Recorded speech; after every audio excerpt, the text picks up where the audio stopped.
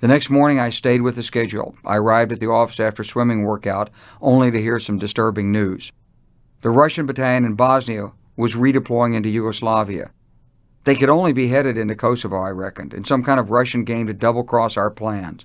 I sounded the alarm to Solana and to Washington. What followed was a crazy 72 hours of zigzag, lies, high-level confusion, and confrontation.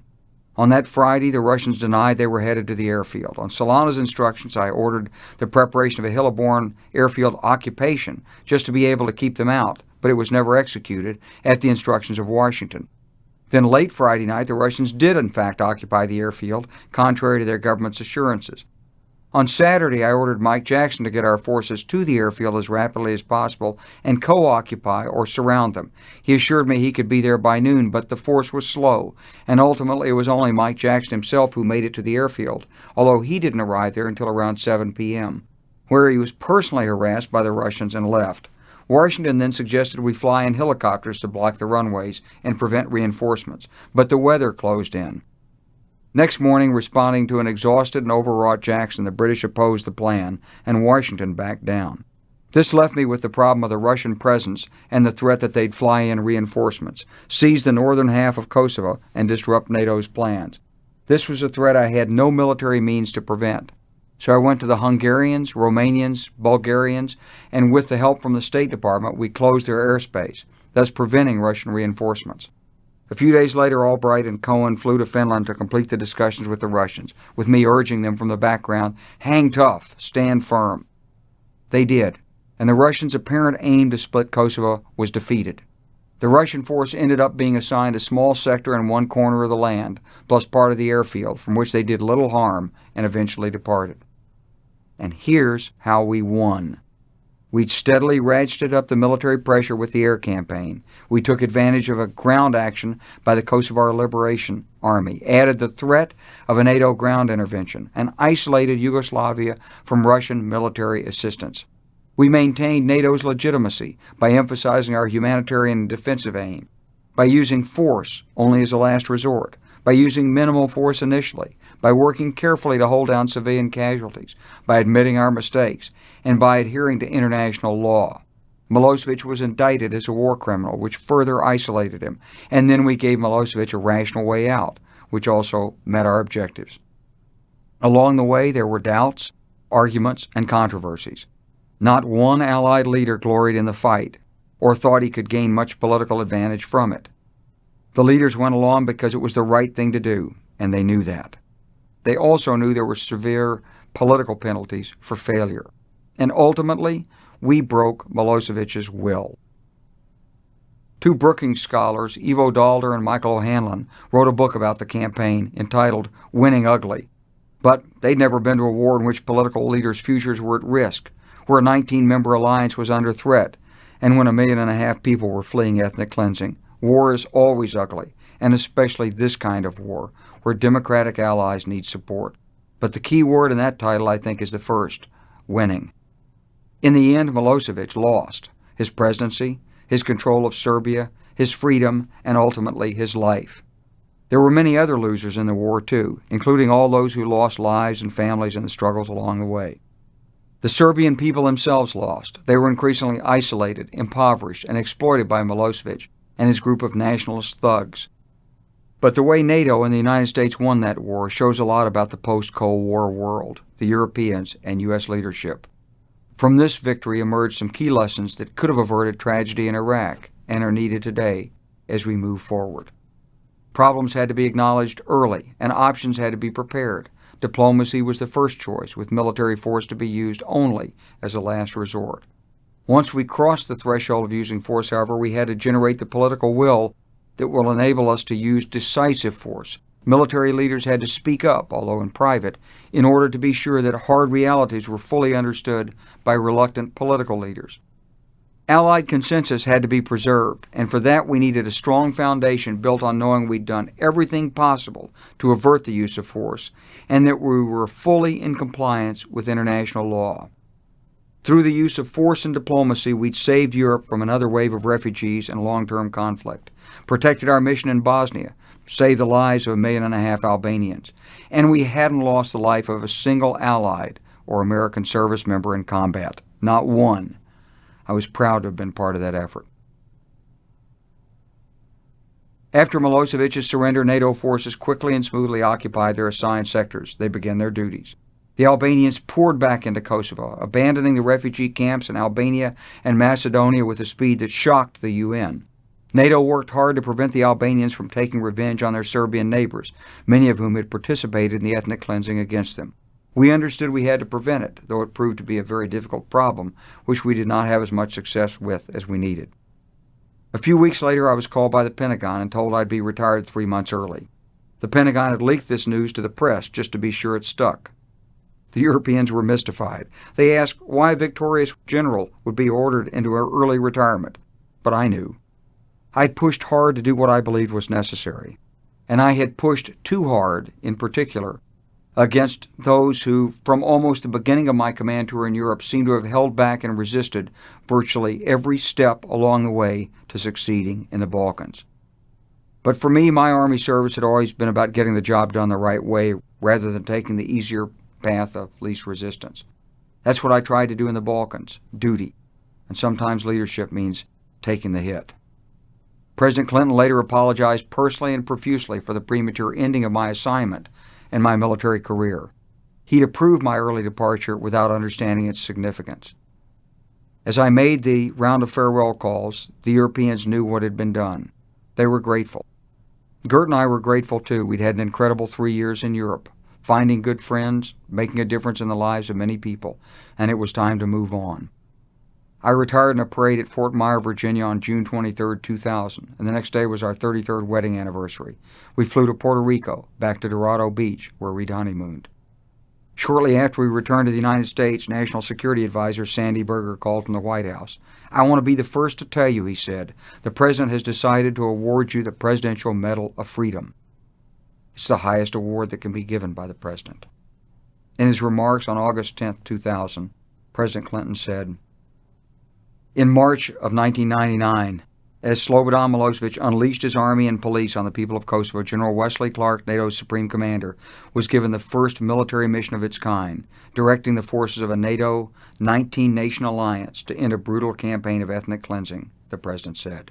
The stakes were monumental. Almost 500,000 people had been driven from their homes solely because of their ethnic and religious background. Success would save lives, strengthen NATO, advance the cause of freedom, democracy, and unity in Europe. Failure would leave much of the continent awash in a sea of refugees and end the 20th century on a note of helpless indignation in the face of evil. Wes Clark well understood the perils of the Balkans, for he'd already played a vital role in ending the war in Bosnia and beginning the long process of building a stable, multi-ethnic democracy in that country. He summoned every ounce of his experience and expertise as a strategist, soldier, and statesman to wage our campaign in Kosovo. He prevailed miraculously without the loss of a single combat casualty. At the apex of a long and distinguished military career that goes back to his outstanding performance as a cadet at West Point over 30 years ago, he was assigned a challenge many experts thought was mission impossible. Instead, thanks to General Clark, we can now declare it mission accomplished. 13. Rediscovering America, 2000-2007. I'd been waiting a long time to come home. The best we've been able to do were occasional visits, and after my parents retired to Hot Springs in the 1970s, we seldom visited Little Rock. But in my mind, I could see and sense every detail. The playgrounds at Pulaski Heights Elementary School, the particular smells of hot popcorn and chlorine at the boys' club, and all the hamburger joints we used to go to. Dad had called one night in 1981 and said, "Kid, we just want you to come home, even if you end up pumping gas at Ben Segala's Exxon station." But I couldn't give up the call of duty. The years flew by. Mom and Dad were both gone. My cousin, Mary Etzbach Campbell, who as a young girl had taught me both how to swim and how to ride a bike, was there, and she and her husband Jim had been good to us when Dad was dying in the hospital. And there were dozens of high school friends still there. Little Rock was the kind of place people could go home to. A good friend of mine in Belgium was the U.S. ambassador to the European Union, Vernon Weaver. He'd worked in Little Rock for years, and he made a suggestion to me. "Why don't you just go back home to Little Rock and work at Stevens?" he asked. "It's a first-class investment bank, and they could use someone like you." And so after spending the first few months of civilian life in Washington, writing my first book, Waging Modern War, Gert and I moved to Little Rock. We were warmly welcomed by new business associates, community friends, and high school classmates. In fact, one elderly Arkansas businessman and philanthropist, Raleigh Rimmel, and his family virtually adopted us. In his 80s, Raleigh was over at the house almost every day, delivering donuts or cotton plants along with lots of helpful ideas and insights into our community. Together we went fishing and duck hunting, attended football games, and talked business. He was like a father to me as he told me stories I'd never heard about Little Rock and Arkansas, and he seemed to be everywhere and know everyone. For the Clarks, the pace never slowed. Between learning investment banking and traveling around the country to give speeches or promote my book, it seemed I was on an airplane 3 or 4 days each week. Gert was enjoying Little Rock too, though. She quickly joined the Boys and Girls Club Board of Directors, helped the Children's Museum of Discovery, and served on the board of the Arkansas Cancer Research Center. Together we made a lot of new friends and connected with some of my old high school buddies. I often drove by my old house, which Mom had sold in 1974, remembering friends and baseball games in the streets, reconnecting with my roots. I'd drive downtown, thinking how many years ago Mom and Dad had driven the same streets every day. I visited the cemetery outside town where all my family was buried. It was incredibly satisfying to be home. I'd been away 39 years, and I'd get a thrill every time the plane in which I was flying would swoop in over the rice fields, river, and quarries to land at the airport. Do you have a church home? It was a question we were often asked. We were Catholic, and we attended Mass, but in the Army we'd begun to attend Protestant services. After visiting a number of churches, including Pulaski Heights Baptist, where I'd grown up, I found I could have been comfortable in any of the congregations, including the Catholic. But we eventually settled on Second Presbyterian Church, close by our neighborhood, with a wonderful congregation, pastor, and choir. We were home. It was our 31st move. Gert and I were both nonpartisan in the political world. We'd never been members of a party, had never given any money to candidates. And from our experiences, we both knew how vicious partisan politics can become. But as our move to Arkansas approached, I was constantly receiving calls from the Arkansas Republicans. I already knew the Democrats from the Clinton administration, so I thought, well, let's meet Republicans. In August of 2000, I called Condoleezza Rice, then assisting Texas Governor George W. Bush, in his presidential campaign. "I'd like to talk with you," she said, and came over to my office in Washington. It was a brittle conversation as I related my experiences and assessments, and she passed judgments on 8 years of Clinton foreign policy. We seemed to be diametrically opposed. I was proud of our efforts in the Balkans. She said we had no interest there. I spoke of the need to work closely with the Europeans. She wanted to work more closely with the Russians. I spoke of the need to use our military to reinforce diplomacy. She said our troops should only do war fighting. I said we needed troops in Europe to reinforce our interests there. She said our troops should be redeployed to where they'd fight. We parted on a friendly promise to talk again, and we never did. Mark Warner, an investment banker in Washington, D.C., was an acquaintance, and I asked him how to think about politics. He was candid. "Well, you have to be willing to lose, and in politics you can lose a lot. So if you can live without it, don't do it." That had the ring of hard-earned advice. He'd lost his first race, a 1996 bid for the U.S. Senate, but he also seemed to retain an interest in high political office and went on to become a fine governor of Virginia. The leaders at the Stevens Group were liberal in allowing me to take time from business for a number of ancillary activities, including writing a book, going on a book tour, and appearing occasionally on TV interviews. I'd even signed a contract to be a military analyst in the summer of 2001, though for weeks I just wasn't called. On the night of September 10, 2001, as I was packing for a trip to New York, Gert asked, "You know you're supposed to be on the O'Reilly Factor tomorrow night? Have you ever seen it? Do you even know who he is?" No, I didn't. Next morning as I was driving to work, I tried to telephone a friend in New York, but my cell phone wouldn't work. Terror had struck the United States. The world had changed. Within 2 hours, I was on CNN speculating that this was likely to have been the work of Osama bin Laden. I'd studied him and his efforts closely, following every intelligence report I received on him. Soon CNN asked me to come to their Atlanta studios to facilitate the crisis coverage. On the 13th, as Gert and I drove to Atlanta, a local Republican friend called me on the phone. "General," he said, "let me ask you a question. Which way do you think American politics will shift as a result of the terrorist attacks?" Well, I resisted the implication of the question because I didn't want to accept the politics of national security. Oh, I doubt it'll shift at all. I think Democrats are Democrats and Republicans are Republicans, I said. He set me straight. General, he said, with all due respect, that's a limp answer. This country is shifting to the right, and if you ever want to be elected to an office, you better become one of us because we're going to be in charge for a very long time. To me, using national security for partisan purposes was totally repulsive, especially after 9/11. Coming as it did amid all the appeals for unity, nothing could have made me more determined not to be a Republican than his boastful, veiled threat. All my years in uniform, all the teaching about civilian control of the military, about respect for elected authority, and about the military's obligation to protect the country came to the fore. Was government really just partisan politics? I perceived a political arrogance in all that Republican posturing, and arrogance I never would have believed before. Where was our country headed? When airline service resumed, I flew to Washington to check with my Pentagon friends. To that end, I dropped in on the Joint Staff, and there a senior general relayed some disturbing news. We're going to attack Iraq. The decision has basically been made. But why, I asked. I'd already caught indications that the Bush administration and some persons associated with the Israeli political right wing were seeking to pin the blame for the 9/11 attacks on Iraqi President Saddam Hussein. Based on everything I knew, and I'd followed the intelligence very closely while in uniform, that didn't seem likely to me. Saddam was a secular leader, and to the Islamic al-Qaeda he was a sworn enemy. Well, did they discover a linkage, I asked? No, nothing like that, sir. It's just that they don't know what else to do. If the only tool you have is a hammer, I guess every problem has to be a nail. We're no good against terrorists. Maybe what we can do is attack governments.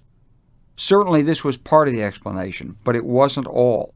When I returned to the Pentagon 6 weeks later, as we were striking Afghanistan and chasing off the Taliban, I asked the same general if there was still a plan to go after Iraq. Oh, it's worse than that, sir, he said, and held up a memo on his desk. Here's the paper from the Office of the Secretary of Defense outlining the strategy. We're going to take out 7 countries in 5 years, and he named them, starting with Iraq and Syria and ending with Iran. It was straight out of Paul Wolfowitz's 1991 playbook, dressed up as the search for weapons of mass destruction and the global war on terror. Over the next 9 months, I toiled away in the business world, gave a few speeches, and appeared often on CNN, commenting on national security issues. As I traveled around the world, I'd run into old colleagues from my military days, and I was kept abreast of the unsuccessful efforts to seize bin Laden during the Afghanistan campaign, the inadequate commitment of U.S. resources, and premature withdrawal of U.S. capabilities, and above all, the extraordinary effort to prepare for war with Iraq. I visited friends and members of Congress like Senators Bob Graham and John Kerry to discuss my concerns, because the partisan politics behind all this, the idea that going to war would give a political advantage to President Bush and the Republicans, and the indications that they were determined to find a rationale to do this, regardless of the real necessity for war, were deeply disturbing.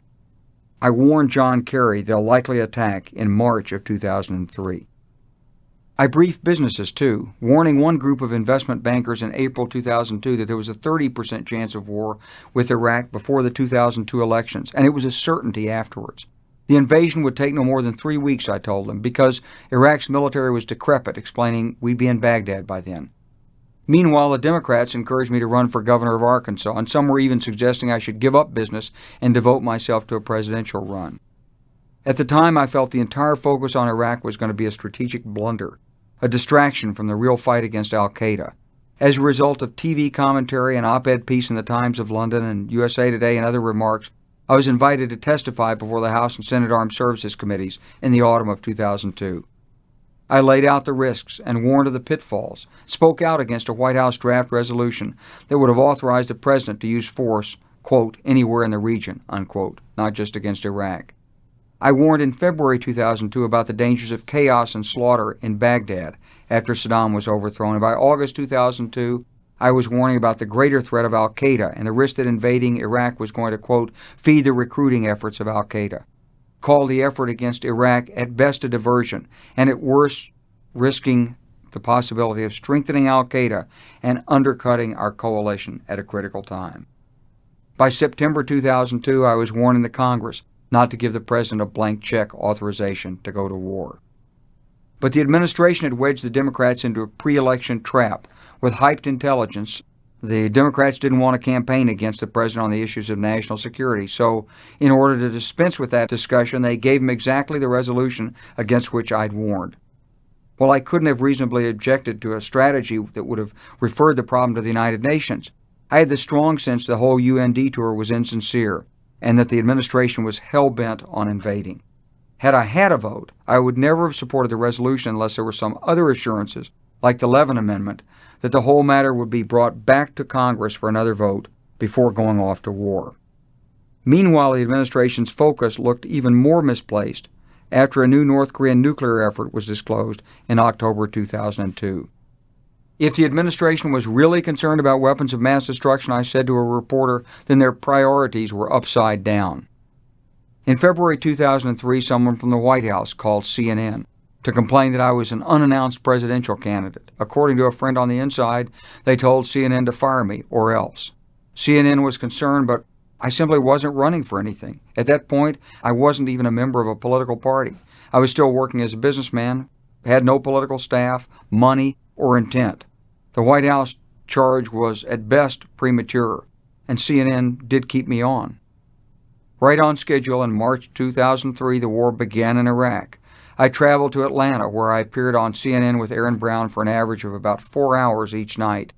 By day, I wrote a column commenting on the war effort for the Times of London. The shortage of troops was clear to me from the outset, as was the failure to plan and prepare for what would happen next. I warned of both problems in my commentary, but after our troops reached Baghdad, the fighting died off. My nightly appearances on CNN quickly dried up. I went back home to Little Rock. In May 2003, my son Wes met me on a street corner in Manhattan. He was living near Wall Street and working as a screenwriter. He'd had 4 good years as an armor officer at Fort Carson, but as he told me, it wasn't his dream. He wanted something of his own, and so he struck out for Hollywood.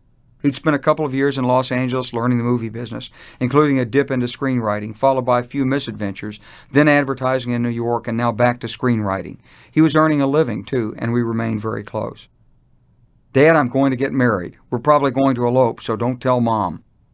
"Oh, sure." One of the most important events of our lives, and not tell her? 2 minutes later, I had him on the phone with Gert. We spent much of the next 2 months thinking about his wedding and the reception in Little Rock. He and Maria Astrid Oviedo were married on a boat near the Statue of Liberty. She's a brilliant art history graduate of Georgetown, and they made a beautiful and radiant couple that day. When we commissioned Wes at Georgetown in 1992, Gert cried. Now she was crying again. We were all incredibly happy. "Your mother would have been very proud," Gert told me. Meanwhile, I decided to start my own business, Wesley K. Clark & Associates. My friend Raleigh Rimmel, the retired Arkansas businessman, had invited me to share his office space. I gained clients, wrote a second book, gave some speeches. I brought Mark Nichols, a young Little Rock friend, on board, and we operated a small non-political foundation called Leadership for America to help take my message of better national leadership across the country. Meanwhile, a political rumble was building. My opinions and commentary had attracted a following. But politics is about relationships, money, experience, trained and loyal political staff, all of which I had none. Still, by July, I did have tens of thousands of people on the internet clamoring for me to announce my presidential candidacy. I wasn't causing the ruckus, though neither did I tell them to back off. I finally told Gert, "Honey, I'm about to be drafted to run for the presidency." "Nope," she said, "it won't be a draft until party leaders call you." A few days later, I was in Pennsylvania when I received a call from New York Congressman Charlie Rangel. "General Clark, this is Sergeant Rangel," he began in his trademark raspy voice, and he urged me to get into the race. Then a call encouraging my candidacy came from President Jimmy Carter.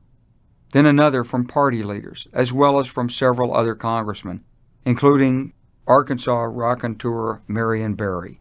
Meanwhile, I was pushing to finish my second book and develop my business. At the time, I still had no intention of entering the presidential race. But over the next 2 weeks, the balance tilted. Predictably, my son urged me to jump in, as did my brother-in-law, Gene Caulfield. The issues continued to weigh on me personally, particularly the mess in Iraq that was developing as the insurgency began and larger numbers of American soldiers began to die. I knew what needed to be done, I believed, and as president, I believed I could get it done. We were failing in the so-called global war on terror. and our country had already lost so many friends abroad. All the risks I'd warned against were coming to pass. Most of the lessons we'd learned during the Kosovo campaign were being ignored. It was incredibly difficult for me to stay on the sidelines, as I felt a strong obligation to speak out on behalf of the men and women in uniform who couldn't, and to use my personal experiences to head off what I saw as a deepening crisis. At home in Little Rock, I'd witnessed the growing disparity in incomes and wealth, a new form of segregation, and the struggles that brought to ordinary people, and especially single moms, like my mother had been. People were holding down 2, sometimes 3 jobs, and family life was suffering from it. Yet overall, family incomes were just barely holding steady. Manufacturing jobs were disappearing, and as I traveled around the country, I could see us losing ground both in public education and in accessibility to affordable health care for the working people. Sure, some folks were doing just fine, but I couldn't help but think about the country from my own Army leadership perspective. Be all you can be. Unfortunately, however, many ordinary Americans were falling behind. I talked to everyone from house painters and repairmen to waiters, flight attendants, school kids, and high school friends. And so many people didn't even understand this. As a young woman seated next to me on a plane explained, well, we have to give tax cuts to wealthy people because they make jobs for the rest of us. Then she proceeded to tell me how she was working as a salesperson and struggling financially. She was seeking another job. She'd bought into trickle-down economic theory, but what I was seeing on the banking side was how little of those tax refunds were going into job creation, how much was going offshore into real estate and other investments. I slowly realized it was all about leadership, not politics, but leadership, my own lifeblood. How could I not want to take that challenge, to have a chance to help lift the American people back up where we belong? On the morning of September 15th, Gert went out for her usual morning walk. Please make a decision, she pleaded. It's up to you, but you should decide by the time I return. There were daunting uncertainties. I had no experience in running for office, no political funds, no political staff, certainly no strategy to win the Democratic primary. I'd have to give up all of my income from the business world, and if I didn't win, I'd have to start over. But something Senator Joe Biden said resonated with me. You probably have no more than a 30% chance to win the primary, he said, but if you're the nominee, you'll beat Bush. I read my favorite Psalms, put my head down, and prayed. At tough times in life, when I prayed, I've felt a connection, a calmness, an inspiration. Sometimes I felt it even when there were heavy thoughts weighing on me. But this morning, there was nothing, not a stir. I lifted my head, blank. Then the phone rang and a deep male voice ordered, "Wes, you must run." "Who's this?" I asked. "Did you hear me? I said you need to run. This is Tom Johnson." Tom was an old friend who'd retired a few years earlier as president of CNN. Then, as if to underscore that call, an email arrived. "Don't do what others have done and back away. Go for it." A minute later, the front door opened. Gert walked upstairs and into the study. "Wes, have you made a decision?" "Yes," I answered quietly. It had been a busy 3 years for me personally, but I realized my game plan for retirement had been wrong. It was something that Colonel Larry Ward, one of our observer controllers at NTC, had said years ago when he was at last promoted to full colonel. The race isn't over until you quit running. But it wasn't a spiritual calling that made me run. It wasn't the voice of God or anything like that. Rather, it was the call of duty I felt. I saw a need to try to fulfill the hopes and prayers of the American people. I still had public service in my heart. By noon on September 16, 2003, the small office I was sharing with Riley Rimmel in Little Rock had standing room only. Early that morning, I'd met with Eli Siegel, a prominent Bostonian who'd been central to Bill Clinton's 1992 campaign. "Eli, I need a campaign chairman," I said. "Can you do it for me?" We talked and talked about political realities. It was about judgment and control, he said, and I needed to learn to be a candidate. Mark Fabiani, another experienced political player, agreed to help with communications. "You need to spend some time with Newsweek," he said. "We'll try to get the cover story out of this." There was a lot of motion and activity that day, and people continued to pour in. Many political professionals gave up their business positions or appointments with other candidates to join our team. The following day, I announced my candidacy, flew to Florida, and then on to Iowa for a previously scheduled speech at a university. I was extraordinarily well received everywhere, and we did get the cover of Newsweek. For me, the campaign was about my message, values, expertise, experience.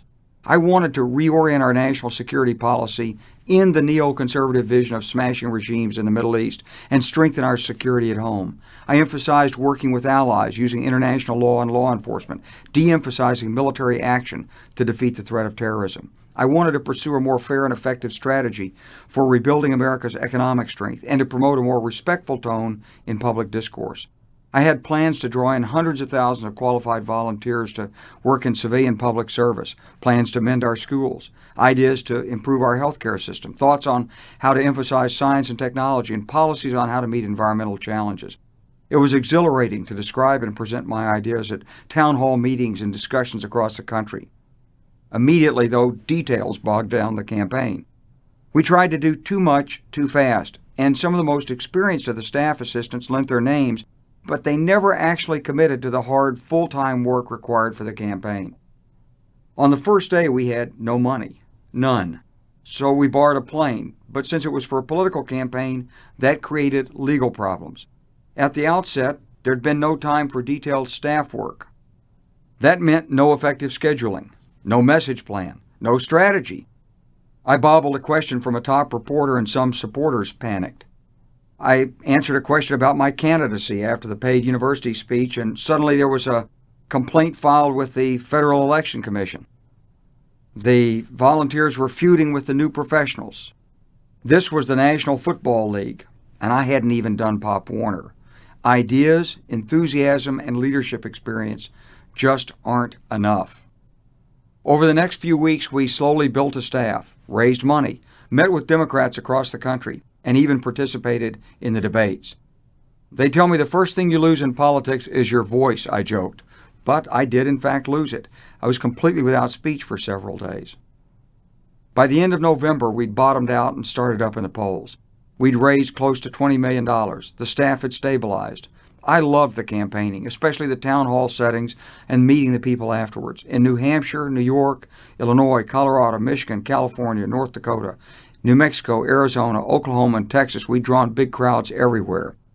At an event in Michigan, several hundred Albanian Americans had tried to pack themselves into a suburban home to meet me, explaining to the surprised hostess, "We don't just like General Clark, we love him." We were bringing in people who'd never been involved in politics before, and lots of independents and moderate Republicans as well. President Clinton told Eli that I was the quickest study he'd seen in politics. However, we made many mistakes, and one proved fatal. We skipped Iowa. Some of my advisors had been spooked by Bill Bradley's Iowa experience in 2000. He devoted so much of his effort there he couldn't build an effective effort in other states. Iowa's a caucus state. It soaks up time and money. But even then, there were no guarantees, and Iowa had a way of delivering surprises. By mid-October, the advisors were talking to folks in Iowa, trying to determine whether to compete there or to skip it. One political leader reportedly told them to skip it. It was too late, he said. Senator Tom Harkin felt otherwise, but admitted it would take 20 days and $3 million to compete effectively in his state. Our strategy had become to focus on Howard Dean. We'd let him take Iowa, make sure we finished in the top 4 in New Hampshire, and then take Dean out across the South and West in the third set of primaries. I saw the logic, but I looked at it differently. I had a very strong volunteer organization in Iowa, had been extremely well received, and felt very much at home there. Senator Harkin remarked how well I'd done at his town hall meeting, which was encouraging.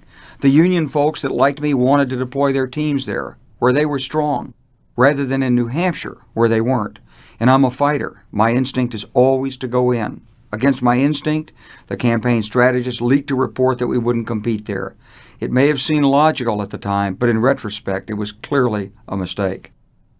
After 3 months of nonstop effort, Gert and I took 3 days off and flew to Los Angeles to be with Wes and Astrid for the holidays. Our first grandchild, Wesley Pablo, was born that Christmas Day, and I saw him within the first hour and even held him. I watched my son with his son, and he had something I never had. For I'd been in Vietnam when he was born. I hadn't seen him until he was 4 months old. He'd do better as a father than I had, I hoped.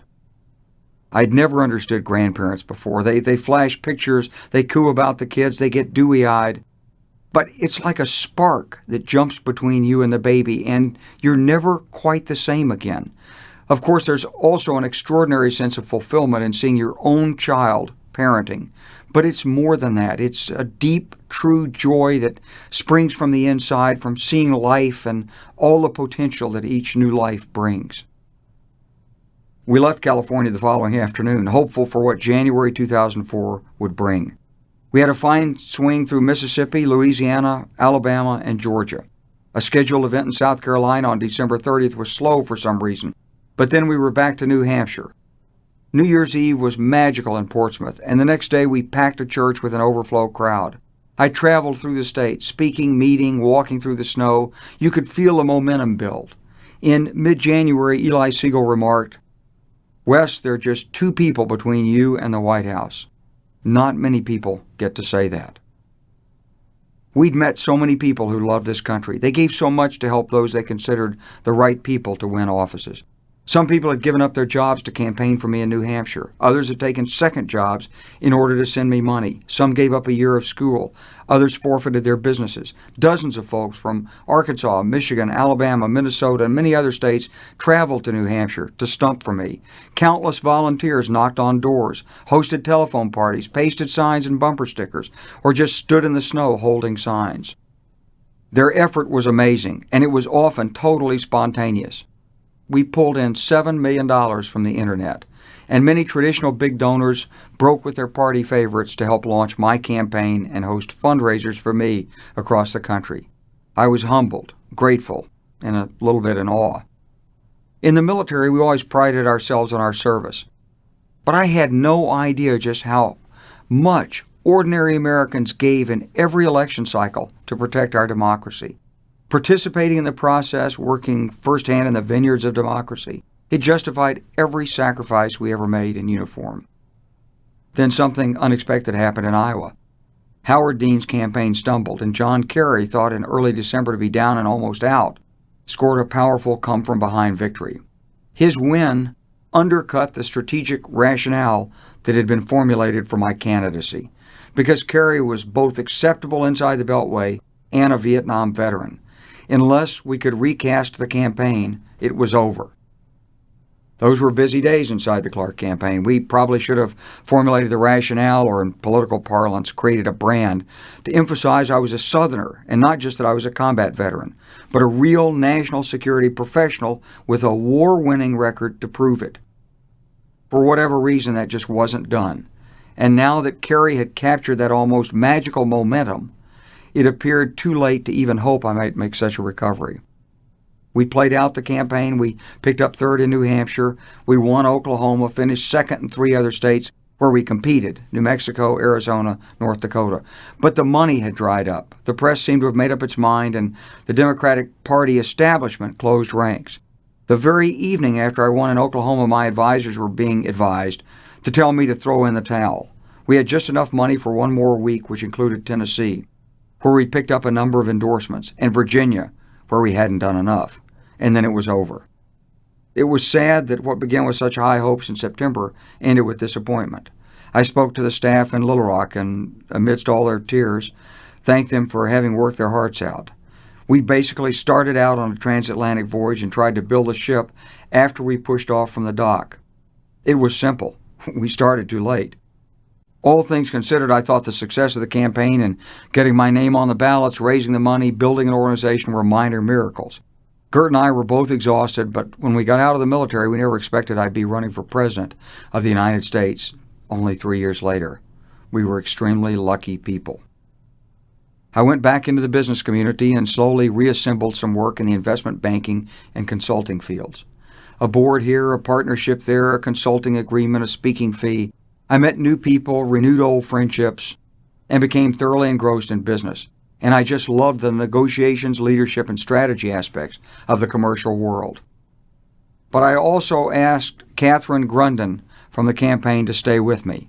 Together, we built a political action committee to respond to the hundreds of Democratic candidates who were asking me to help during the election cycle, to help strengthen Democrats in the South, and to help the National Party strengthen its positions on national security. During the last few weeks of the 2004 campaign, I was asked to become one of John Kerry's principal surrogates, traveling to all the battleground states in an effort to scrape out just one more state's electoral vote. In the end, John Kerry pulled more popular votes for the presidency than any Democrat in history. The 2004 election was dominated by savage personal attacks, rank partisanship, and big money, features that have become the hallmark of modern American politics. But the American people themselves cast the deciding vote. It was a vote interpreted by some to reflect the increased influence of moral issues in the electorate, a factor enhanced by the presence of pro-life and anti-gay marriage legislation on the ballots in several states. But I found the outcome in the elections to be more like a cake with a dozen layers, factors which helped or hurt a candidate: party affiliation, organization, money, speaking style, personal attacks, an effective ad, a gaffe or miscue, even the weather on election day. Everything counts. And in this election, Osama bin Laden weighed in on the last few days with a threatening message to America. Ultimately, I believed it was the perception of threat and the relative lack of confidence in the Democrats on the national security issue that probably tipped the balance. Despite the growing evidence of American failure in Iraq, much of the American public still sensed a general connection between the fighting in Iraq and safety at home, and stayed with the leader and party that had taken us into one of the greatest strategic blunders in American history. After the presidential election, I continued to express concern about the policies the administration was pursuing in Iraq. In November 2004, writing in the Washington Post, I warned that we'd become distracted from marshaling the diplomatic and political support our troops need to win, that the success of our military efforts was directly connected to the skill of U.S. diplomacy in the region, and that we needed to undertake diplomatic efforts in the region and political efforts inside Iraq that are worthy of the risks and burdens borne by our men and women in uniform. Over a year later, little had been done diplomatically. Writing in the New York Times on December 6, 2005, I warned that Iran is emerging as the big winner of the American invasion, and again urged that we use our diplomatic strength with Syria and Iran. During the 3 years after the 2004 race, I talked to top military leaders and privates, sheikhs and businessmen, academics, journalists, diplomats throughout the Middle East. It was a region in turmoil and confusion. There were many ideas and no answers. And I saw U.S. efforts spiraling downward into failure, each successive trip yielding ever more pessimistic findings. Meanwhile, I was appearing on television and giving speeches across the nation, campaigning for Democratic candidates for the 2006 election cycle, raising funds, working in the House and Senate to help shape U.S. policies toward Iraq and the Middle East. Looking back over some 3 years, I found the magnitude of the effort surprising through the November 2006 elections. I'd made 23 trips abroad, visited 25 countries, campaigned for 86 congressional and senatorial candidates, visited 26 states, raised over $1 million for others, appeared 149 times on TV and radio, published 21 articles and opinion pieces, given 19 formal speeches, and had several sessions with members of the House or Senate leadership, and all this in addition to my business efforts. Traveling in the United States, I visited dozens of businesses, met with mayors and governors, and was stopped on the streets, in airports, and restaurants by ordinary Americans. They were looking for answers and for hope in our country's future. Perhaps there are many Americans who are apathetic, that take no interest in public affairs and have never voted, but I met the others. By the tens, hundreds, and thousands. They were of all faiths, of all political persuasions, and of every conceivable profession. Some were veterans and had even served under my command. Others were anti-war protesters. Meeting and speaking with them, spontaneously and informally, was perhaps the greatest personal gift from the political campaign, for their interests and convictions gave faith to me too. These were the Americans I knew, whom I'd served with and worked with all my life. This was the real America, and it began to speak when it turned over control of both houses of Congress to the Democratic Party in 2006. 14. America's Promise. A few months after the 2004 election, I was in New York for business. As I rode across the Queensboro Bridge into Manhattan, the Pakistani-born taxi driver interrupted my thoughts with his story and reminded me of what this country's always been about. "We came as 3 brothers," he said. "We came 9 years ago. Only I am still driving a cab. We own a store now and a restaurant, and soon I'll join the others full-time in the restaurant. When we came, we had nothing. But today," he paused, "only in America could we do this," he said. "Only in America." His story was my story. It's the story of hundreds of millions of us and our forefathers who came here from somewhere else, who dreamed and dared, planned and struggled to forge new lives and raise strong families. Together, generation after generation, we built a great nation. It's a connection I felt ever more strongly over the years as I continue to reflect on my grandfather, Jacob Caney, and my grandmother, Ida Gold. They came to a new country and made it their own, and I, too, had made that kind of journey from north to south, from civilian to military, to build my own family and make my own way in a new world. Just like that Pakistani-born taxi driver, we're brothers in this new world. I learned to love this nation as a youngster growing up without a father. I loved the nation enough to serve as a soldier and enough to come home from war on a stretcher and then stay in uniform for another 30 years. My greatest honor was to represent America as a soldier. We were not only the most powerful nation in the world, we were most of the time the most admired and respected. However mistaken some of our policies may have been, America's fundamental strengths, the appeal of our values, the power of our institutions, the energy and adaptability of the American people remain intact. We need only understand these strengths and then apply them wisely. But we Americans have been blessed with a unique political heritage which has given us a special legitimacy in world affairs. This is a legitimacy derived from the principles of our government. We formed our institutions with the consent of the governed, guided by absolute adherence to constitutional obligations to protect the rights and liberties of every American. And then we generalized our principles into universal truths to which, since the World War II era, we've sought access for all mankind. In the main, we've acted consistently with these principles. Yes, we were wonderfully endowed with natural resources and oceans to separate us from predatory powers. But most unique was the fact that our very legitimacy enabled us to lead and inspire other nations. This legitimacy is derived from our ideals, made our raw economic and military power usable. It gave us influence without arousing enemies at every turn. Our Constitution has provided a guiding light over the course of American history. Through the Civil War, the suffrage movement, through desegregation and the Civil Rights Movement, we've transformed our laws and practices to more faithfully reflect our principles. We really do believe that all men and women are created equal. In countless families just like mine, young men and women struggled against the preconceptions and prejudices of their elders. Increasingly in America, we treat each other with more respect, whatever the apparent diversity of our backgrounds or circumstances. As a people, we've also struggled with our own role in the course of human destiny. Some among us have subscribed to the notion of predestination or believed in a God-driven manifest destiny for America. Others felt that God helps those who help themselves. We've been through successive waves of religious revival and dedication. We've struggled to separate the sinner from the sin and to practice the Christian message of forgiveness, even while also punishing transgressors. Today, we're unique among most in Western civilization for not only professing our belief in a greater power, but for practicing our faiths. Americans attend their houses of worship far more diligently than most other peoples in the world. These American values are reflected in the way we live. What we have achieved in the United States is a limitation of the government's power through a system of checks and balances that has kept open avenues of opportunity for almost everyone. It's an active, ongoing balancing act, now levying assessments, then cutting taxes, now intruding, then withdrawing. It's the ebb and flow of representative government built around the Constitution. American voters may not be experts on every issue, but somehow the voice of the people has usually provided for common sense and reason in our government. Values, institutions, and national character not only imbue us with a unique legitimacy, but also bind us together as a nation.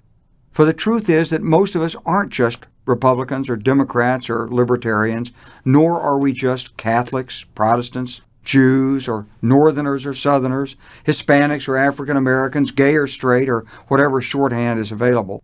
We have much more in common than labels would suggest, no matter what the outcome of a particular election, or the attendance at a specific church, or unusual manner of dress or lifestyle.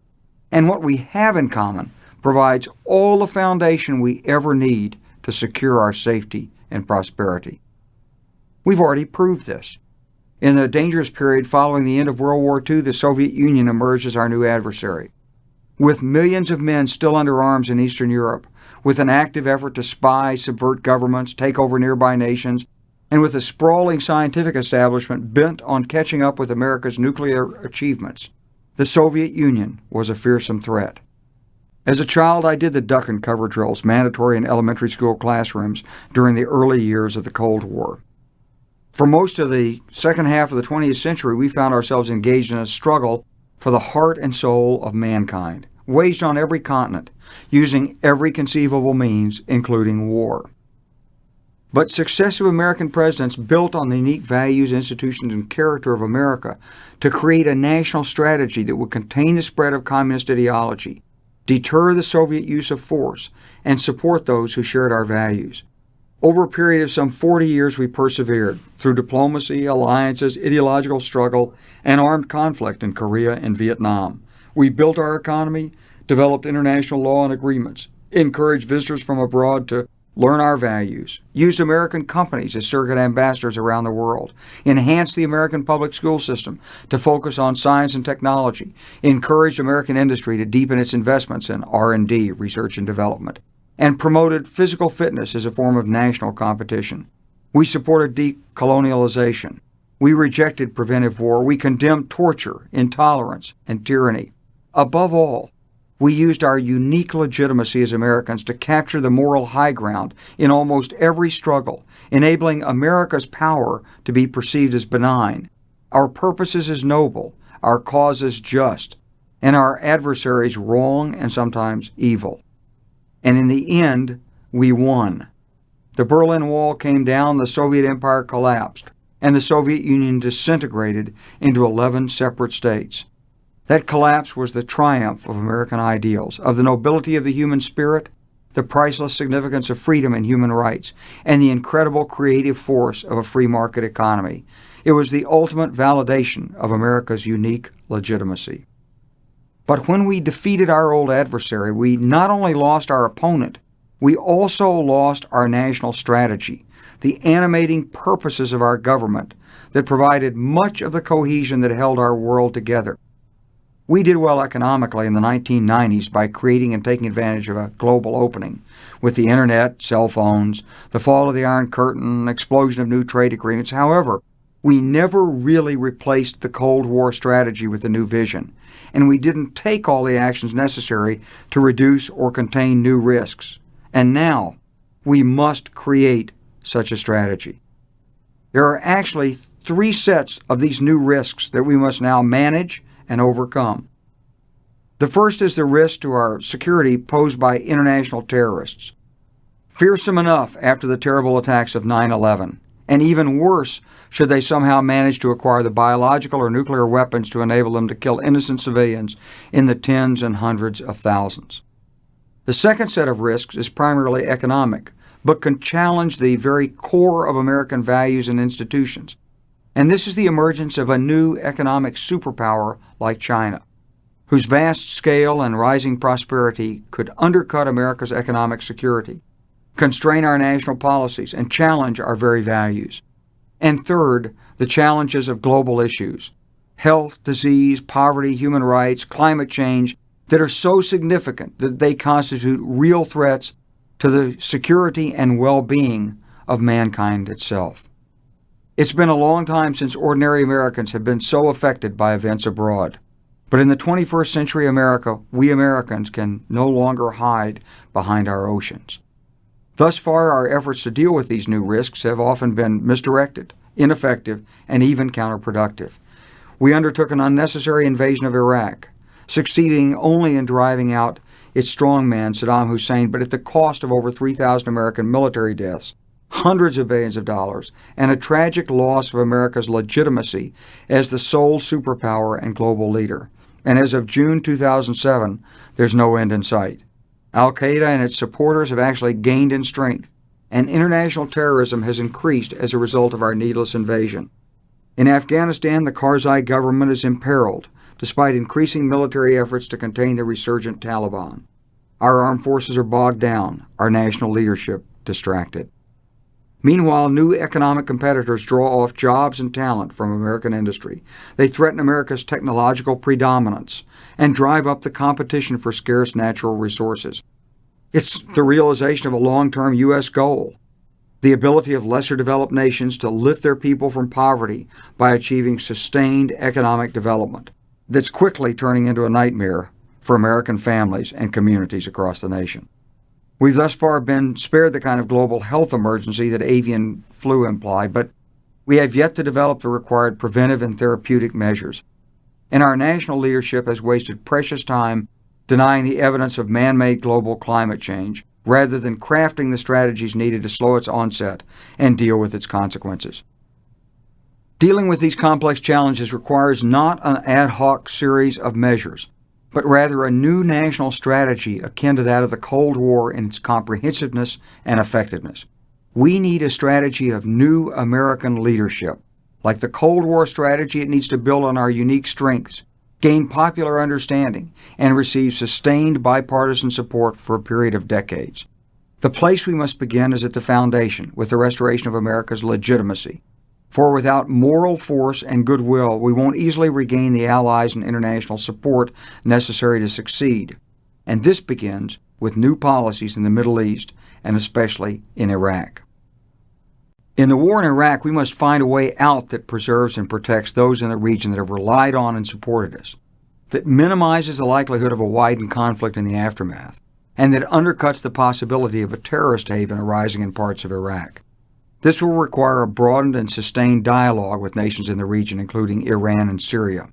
It will also require more effective dialogue with Iraqi political factions and the government of Iraq itself. A new U.S. policy committed to redeploying forces away from a civil war and our eventual total military withdrawal from Iraq is necessary. To that end, some blend of benchmarks and timelines seems to have emerged as a political necessity to empower U.S. political dialogue within Iraq and to sustain American public support for the hard work that lies ahead in the region. But I want to underscore that I'm not simply calling for an American pullout. I'm calling for a fundamental revision of the aims, methods, and circumstances of the American effort in Iraq and within the region. What we need is a principles-based approach emphasizing unconditional dialogue, mutual respect for borders and national sovereignty, the peaceful resolution of disputes, non-interference in the internal affairs of other states, and strict adherence to international law.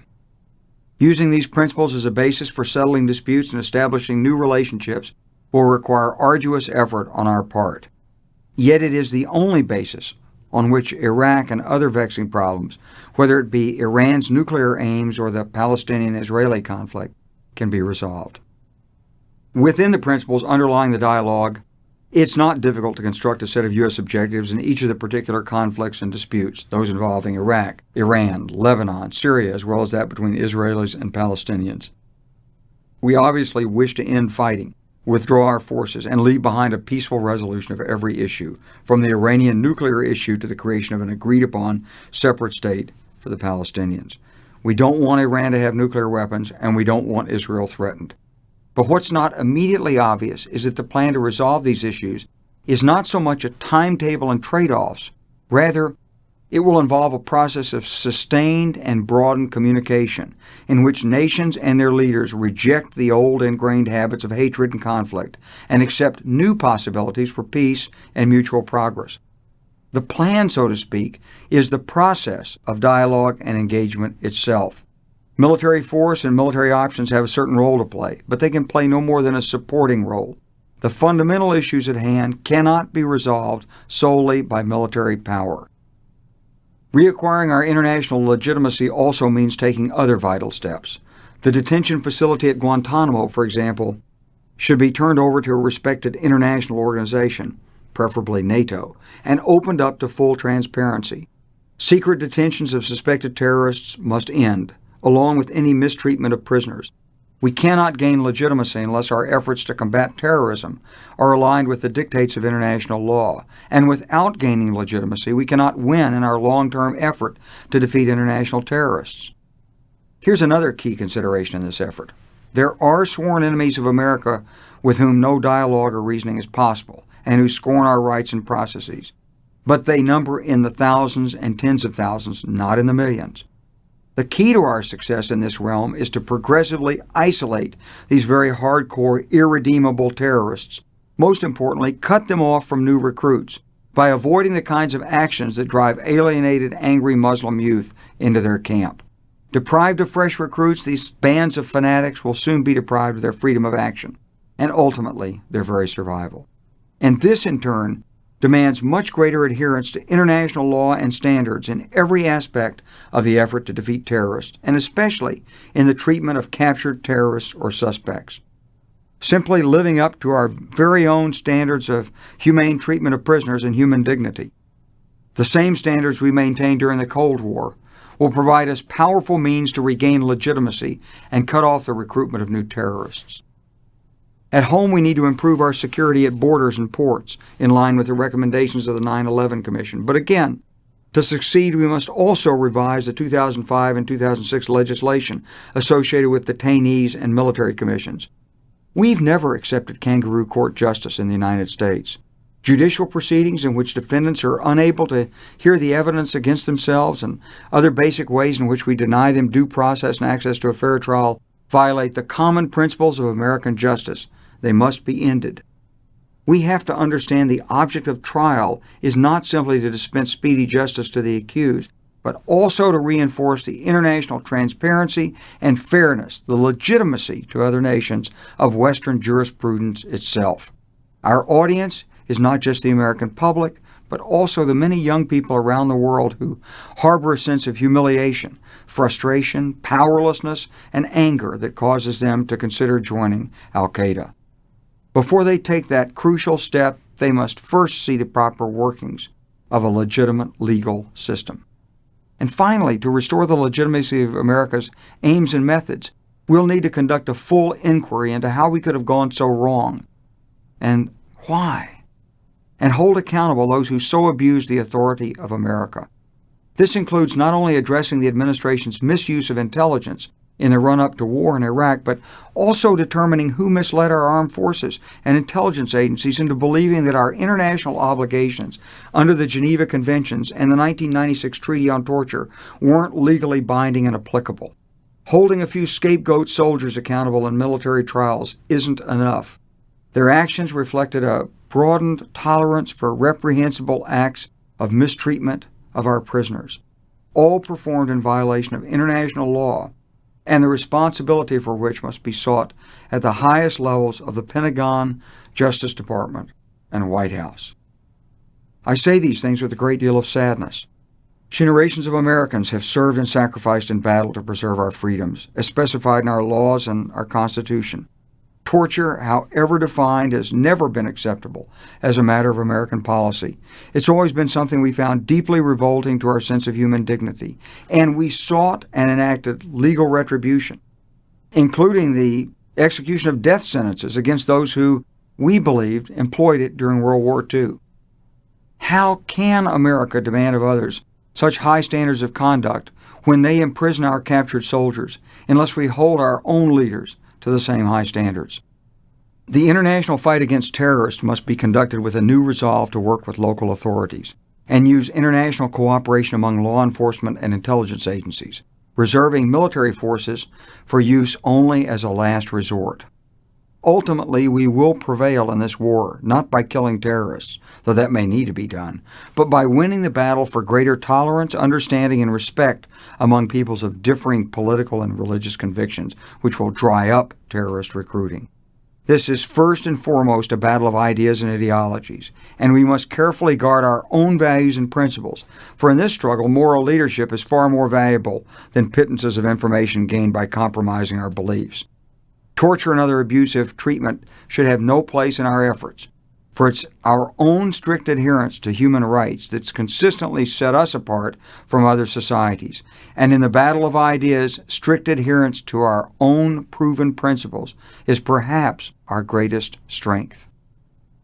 At the same time that America's attention is being absorbed by the conflicts in Iraq and Afghanistan, China's burst onto the global scene with a population of 1.3 billion people and its economy growing at 10% per year. It's now the world's largest steel producer, and it will in a few years become the world's largest consumer market and greatest source of wealth and an increasingly important source of new technology and innovation. With its scale and economic power, its low wages, and human potential, China's economic development could imperil our own economic security by drawing off American jobs, diverting the flow of capital and technology, and inducing a steady deflation of America's living standards. China's economic growth will doubtless be accompanied by its growth in prestige, influence, financial and military power, which could constrain America's freedom of action in the world. And the cumulative impact of these rapid changes in power, influence, and relative wealth could adversely affect our very character as a nation. In other words, our most pressing challenge over the long term is not that others will attack us, but that they'll mimic us economically, compete with us, and threaten the economic power that's been our real source of strength, security, and prosperity. Responding to this challenge means putting our own house in order and re-empowering the American people through initiatives in education, healthcare, research and development, energy independence, business climate, unions, infrastructure, and the environment. Based on my personal experience, here are just some of the many efforts we must undertake. In education, we should be offering public preschool across America, encouraging renewed study of mathematics, sciences, and engineering, and creating the community programs needed to ensure that every American child graduates from high school. We must remember that the most important resources are not financial. They're the commitment of community leaders to create public schools emphasizing learning and character, and the commitment of parents to work with their children, to assure they're fully engaged in the classroom and at home in preparing for their own productive future. We need to reward teachers for their skills and commitments while remembering that the best form of teacher accountability is not found in standardized testing, but in the dialogue between teachers and parents centered on the love and respect for each child in the class. No student who seeks to go to college should be denied that opportunity because he or she can't pay. And family investments in education should be entitled to the same preferences in law as any other investment. In healthcare, we need to practice evidence-based medicine, in which treatments and practices are based on statistically proven results, not commercial advertising, and doctors and hospitals need to be held accountable for their performance, not just by the threat of malpractice, but by the day-to-day quality of their results. We need to harness the innovation of our biotech, pharmaceutical, and health insurance industries better to serve the public good, not just the private gain of shareholders. No child in America should grow up without regular medical checkups and care or regular exercise and physical fitness, and every adult should be provided access to the kinds of diagnostic testing and preventive treatments that can slow the onset of aging diseases like diabetes, atherosclerosis, and Alzheimer's. Additional insurance coverage should be directed to catastrophic illness and injuries, the kind that wreck families and shatter productive lives. And inevitably, this will mean transitioning over time from a workplace-centered private payer system toward greater reliance on some form of single-payer system to ease administrative burdens, reduce costs, and remove from American business the burden of health care. In the business community, we must spur research, development, and innovation, and the growth of small companies that provide the majority of U.S. employment. This will mean more private-public partnerships in developing new technology and in linking our universities to business enterprises, as well as an expanded arsenal of economic and tax incentives aimed primarily at small businesses. We must assure investments in the technology infrastructure, the broadband and wireless access, improved and modernized highway, air, and rail transportation systems, and access to affordable, reliable, sustainable energy that's essential to continuing economic development. We must create new sectors of technological strength such as alternative energy, materials, and environmental engineering, and preserve traditional strengths in aerospace, life sciences, and financial services. We want to create in the United States the most attractive business environment for innovation and new job development anywhere. We must invest urgently to achieve energy independence and decarbonize energy production. For this is more than an economic issue, it's a true national security problem. We need greater insulation from the Mideast and world energy markets, and we need to reduce the levels of greenhouse gases that we're pumping into the atmosphere. In fact, sustainable energy and so-called green engineering provide major growth opportunities for American ingenuity, and we must move in that direction. We must chart a new path for labor in America and for the union movement itself. While workers still need help in redressing grievances against management, Perhaps the old dividing lines make less sense in an age of high technology, social and geographic mobility, and global competition.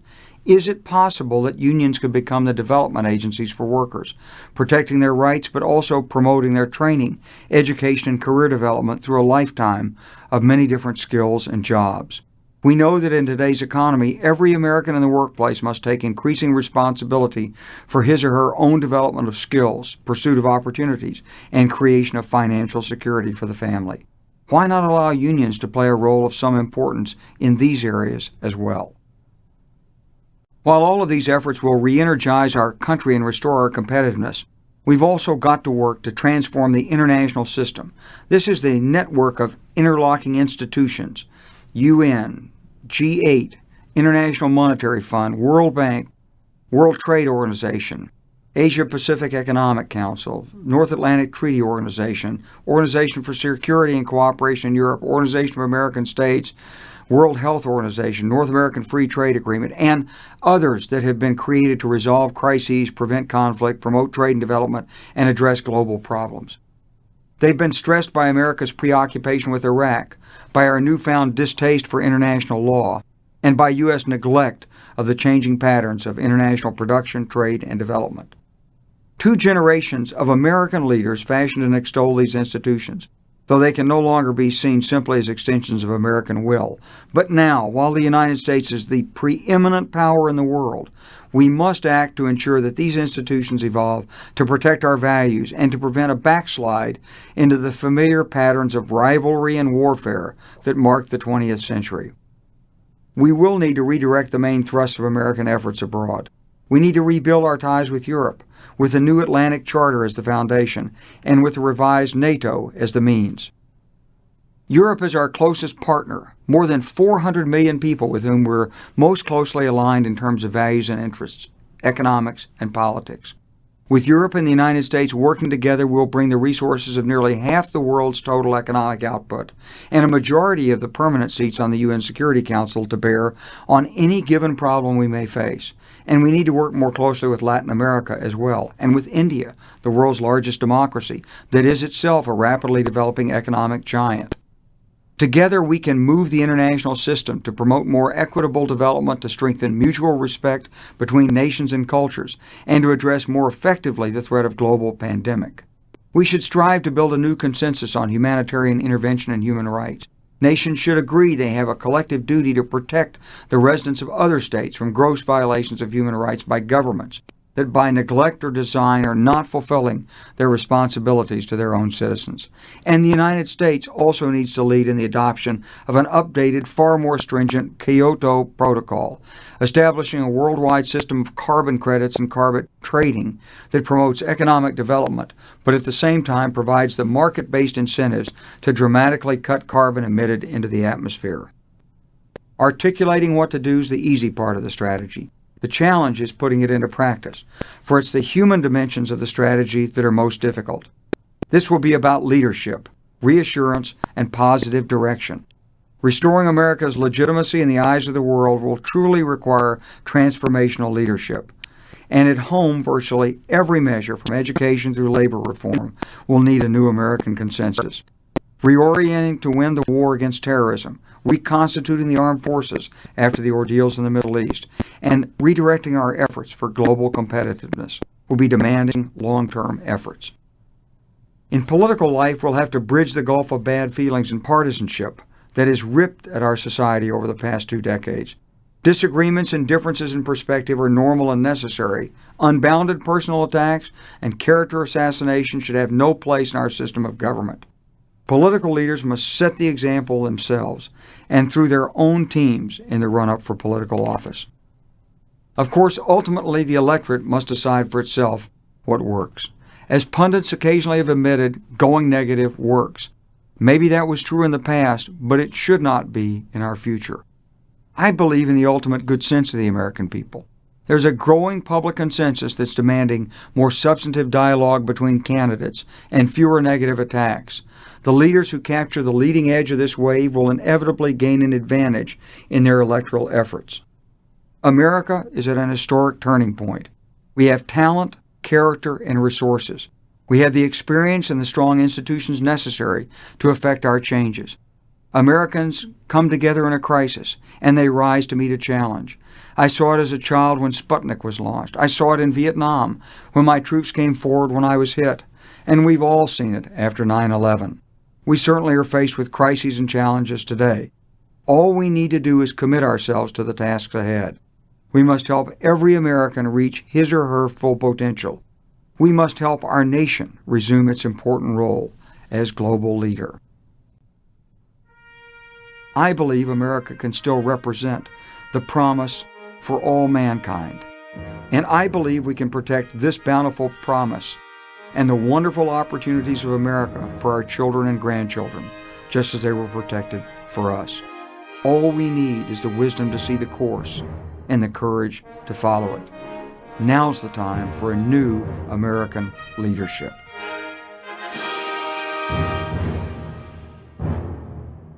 We hope you've enjoyed A Time to Lead, an Audio Renaissance audiobook from Palgrave Press.